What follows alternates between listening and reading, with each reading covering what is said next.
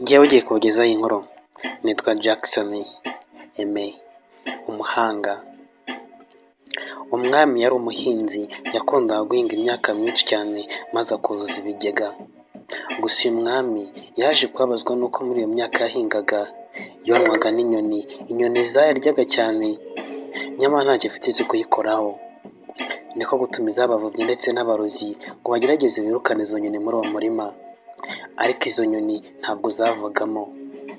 Izo nyoni nubwo bazigurukanaga bakazitera amabuye ndetse bakanazamagana zikanga kuva muri uwo murima, hafi aho hari inyoni yahoraga yibereye mu giti, ntiyigeraga ivamo, yagumaga umunsi ku wundi, yarahararaga ikahirirwa umunsi ku wundi.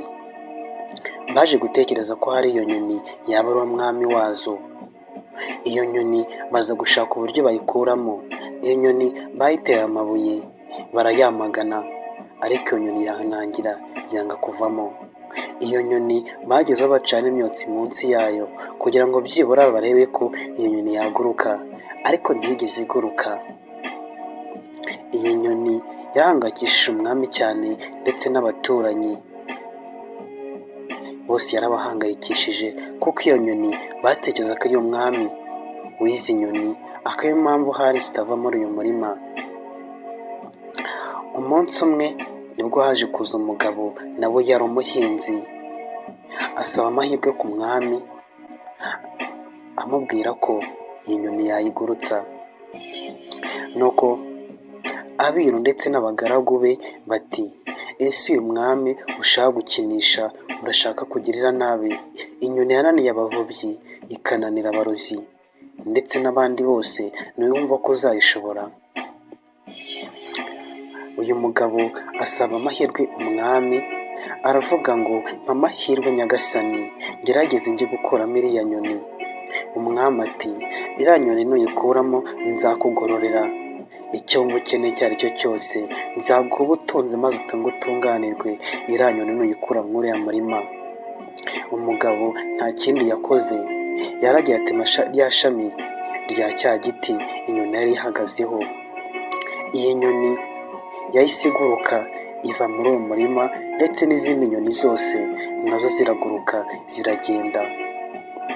Umwami arebye hejuru abona za nyoni zose zirimo ziraguruka ziva muri wa murima, kandi na ya nyoni yari iri mu giti yahoragamo ikahirirwa ikaharara umunsi ku wundi, nayo yari yagiye.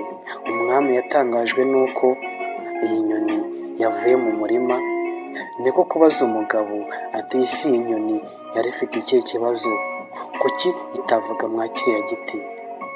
Umugabo nawe ati, impamvu iyi nyoni itavuga mwa kiriya giti ni ubwoba yari ifite bwo kuguruka, kubera ko yabonye ko nta handi yari ifite ho guhagarara, yahisemo kuguruka kuko nta kintu yari yishingikirije. Nuko wa mugabo baramugororera cyane, bamuha ubutunzi maze aratunganirwa. Ariko se iki inkuru ishatse kuvuga? Hari ubwo abantu natwe twicara tukamera nk'iyi nyoni, tugahora dutegereje ko tuzahabwa rimwe na rimwe, kubera ko tugifashwa n'ababyeyi, inshuti n'abavandimwe, tukibagirwa ko natwe dufite imbaraga ziturimo, ubushobozi n'ubuhangange. Imbaraga dufite ntitubasha kuzikoresha ngo tuzibyaze umusaruro.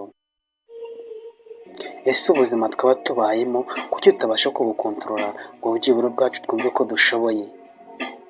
Icyizere wiha niyo kikugira umugabo, ariko niba ntacyo wiha ntacyo uri cyo. Ubuzima bwawe gerageza ubufate nk'aho ari intambwe ikomeye cyane, kandi imbaraga uzifitemo nazo uzireze nk'aho wumva ko ari nazo uzigerageze wumve ko ari ubuhanganye n'ubushobozi zifitemo muri wowe. Nta mpamvu n'imwe izaguhagarika gukora. Wivuga ko nta mbaraga ufite kandi uzifite, wivuga ko udashoboye kandi ushoboye. Wifitemo imbaraga ariko nuko utazi kuzikoresha. Witegereza guhabwa, utegereze gusaba, wumve ko buri kimwe cyose uzagihabwa kandi nawe ufite imbaraga zo kugikorera.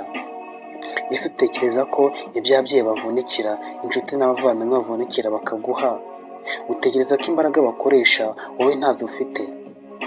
kura amaboko mu mifuka maze ukore, witinyisha amaboko, witinya umurimo, imbaraga urazifite. Iyi nkuru mwayiteguriwe kandi mwigezwaho na Jackson Aimé Umuhanga. Shalom.